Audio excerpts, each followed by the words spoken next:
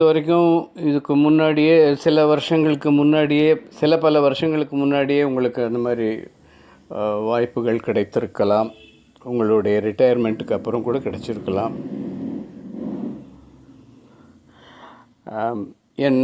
நான் பாடினாலோ நான் பேசினாலோ உங்களுக்கு ரொம்ப பிடிக்கும்.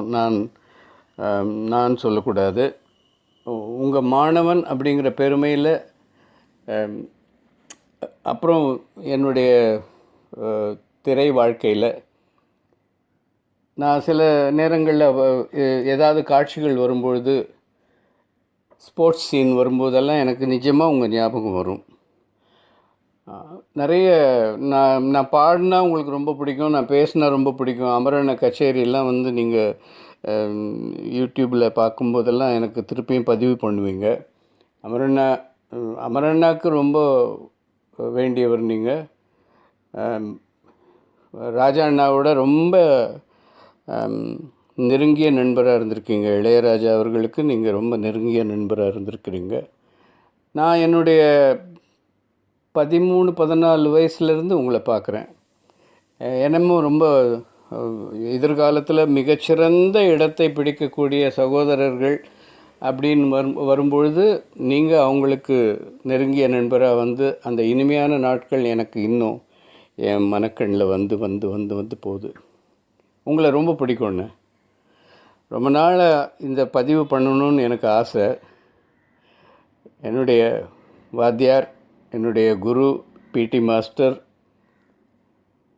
ஐயா மகேஸ்வரன் ஐயா அவர்கள் ஆரோக்கியத்தோடு நீண்ட நாள் வாழ்ந்து இன்னும் பல வீரர்களை ஊக்குவிக்க வேண்டும். இன்னும் பல வீரர்களை ஊக்குவிப்பார். அவர் வந்து கிரேட். வணக்கம்ண்ணா. வணக்கம் சார். வணக்கம் ஐயா. வணக்கம் மாஸ்டர். வணக்கம் குரு. எதுவும் தப்பாக எடுத்துக்காதீங்க.